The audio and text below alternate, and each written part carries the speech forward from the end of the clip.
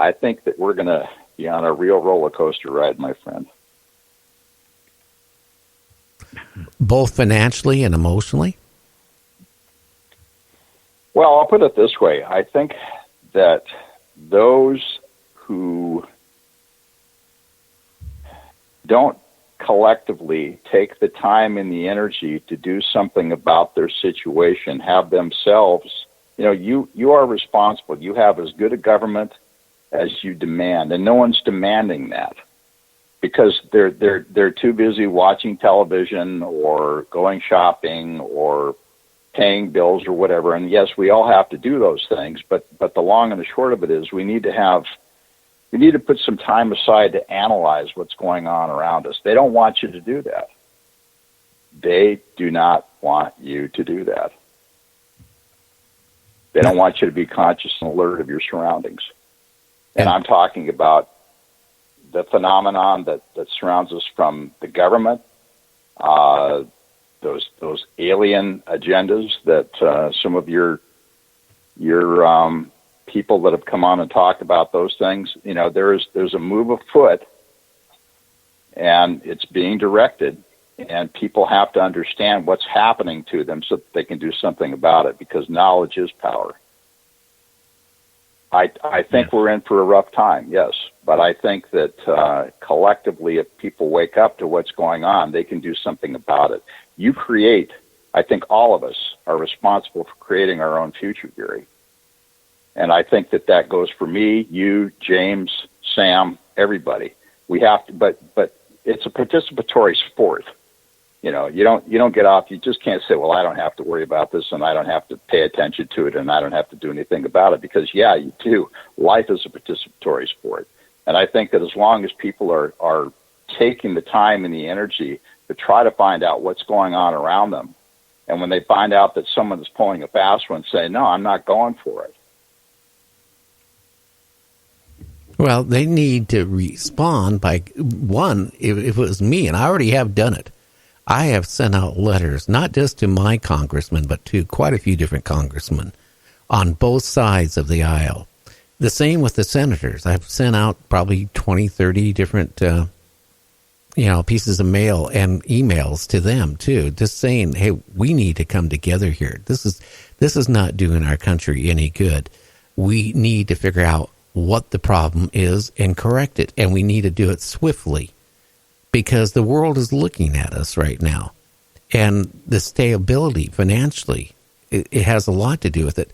These tariffs, this tariff war, was the most ludicrous thing I've ever seen in my life.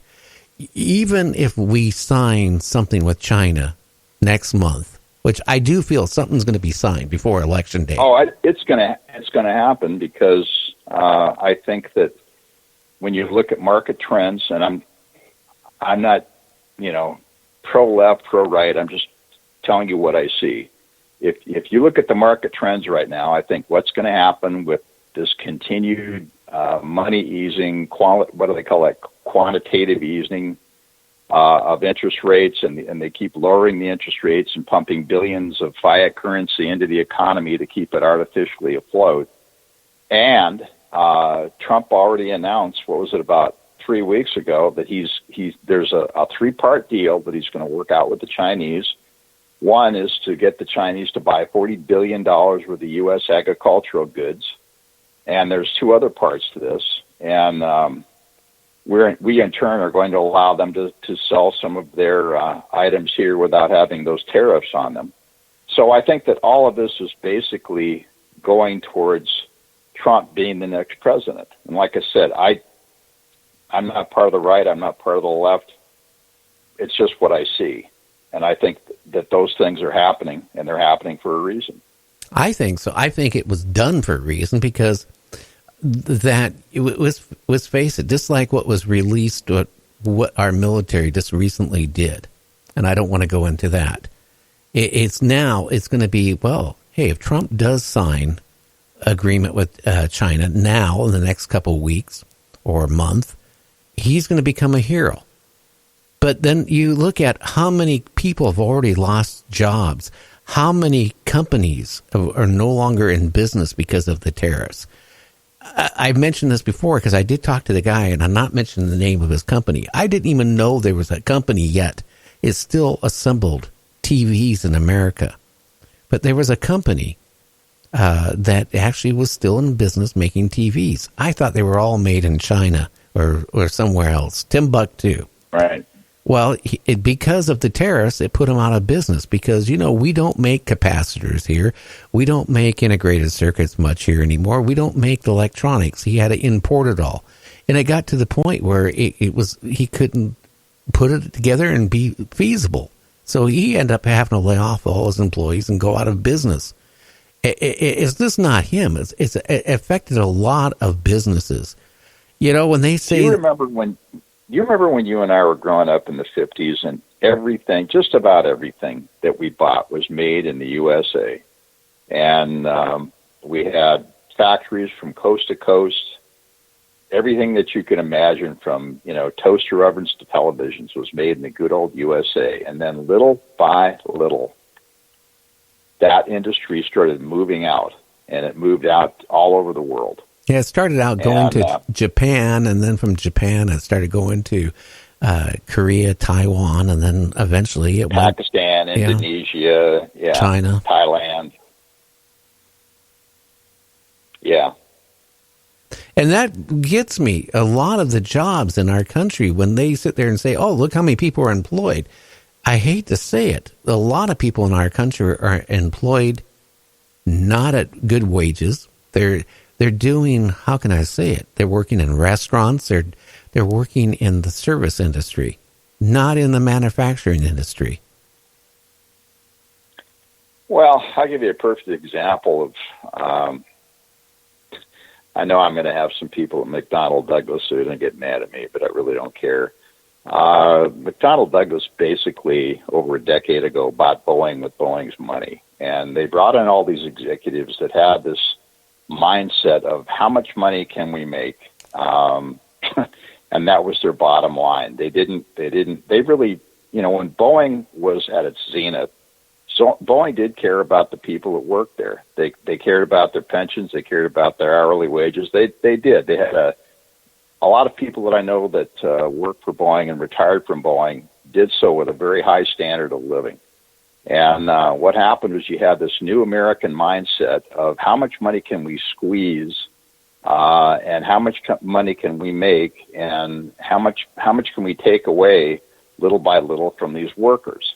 Now, I will be the first one to admit that unions aren't perfect, and to a certain extent they become a vested interest. But more and more, what has happened is you've had people that I call it the McDonnell Douglas mindset that have taken more and more away, and they really have no empathy. These people are a bunch of soulless SOBs, and they really couldn't care less about anybody. As long as they get their bonus every year and as long as that fourth quarter profit is up, they really don't care. And Boeing Security was a perfect example of that, where they have proprietary security. They had these different divisions within security. I work for them. I did everything when I started out from traffic control to executive protection. And what they did little by little is they took that away, and they finally got rid of their proprietary security. They brought in people for less than half of what they were making. They didn't get any benefits at all. So now, if they last 30 to 60 days, I'm surprised.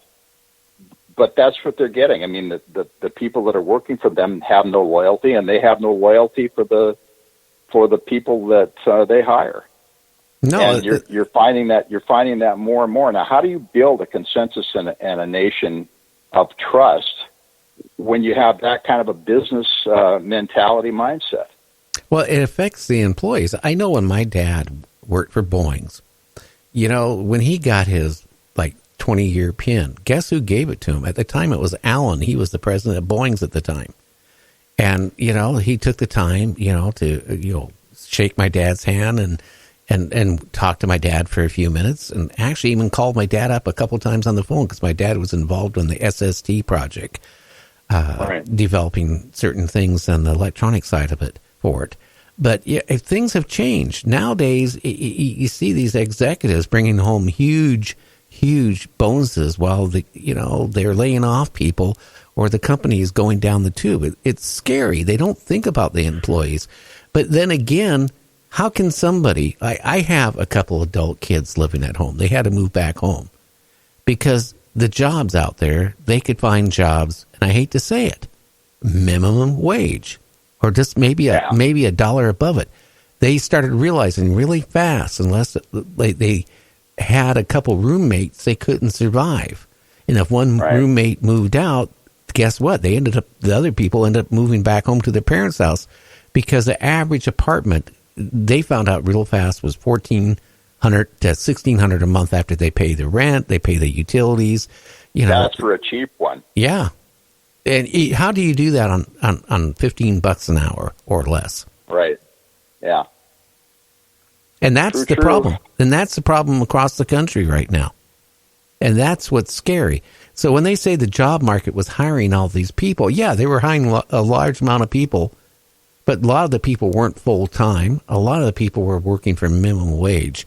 How do you have a family? How do you have a wife and a couple of kids, and you're bringing home not even enough money to make a house payment? Scary. Well, okay, let's take that one step further. When you look at the moves afoot to turn Mexico, Canada, and the United States into one nation, the North American Union, what do? They basically take one standard and they lower that standard, and so you have mediocrity across the board. And in the former Soviet Union, the joke was they would talk to the workers, and the workers said, yeah, they pretend to pay us and we pretend to work. Yeah, look at the quality of their work. Mm-hmm. Exactly. Yeah. I remember this one Russian hat that I got that I had it for about an hour and it fell apart. Yeah, well, I was mentioning on my show here, we're going to have to go to break in a minute.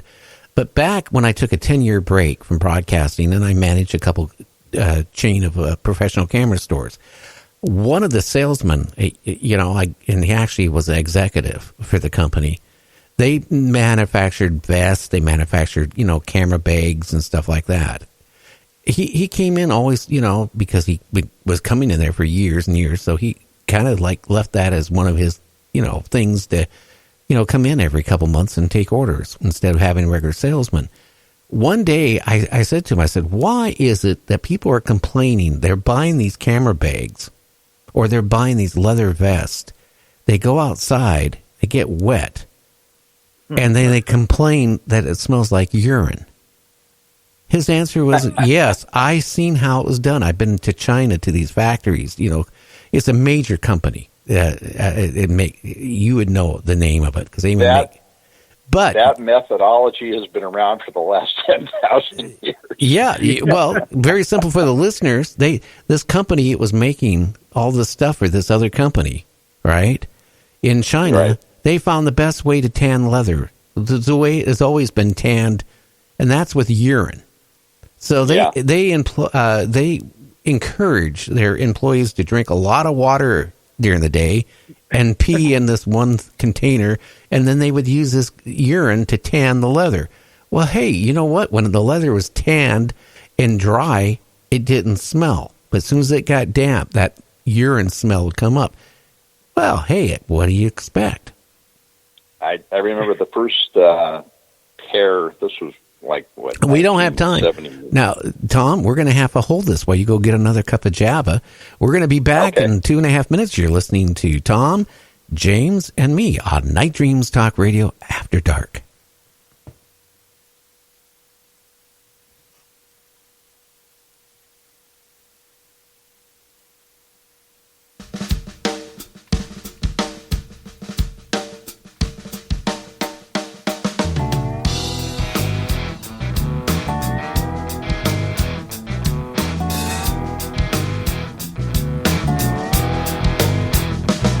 One day while reading history, I paused to take a sigh about the land Afghanistan, where empires go to die. Alexander the Great, he tried and failed. The Mongols, they did too. The British and the Russians, they got their ass kicked too. America's been there many years, and I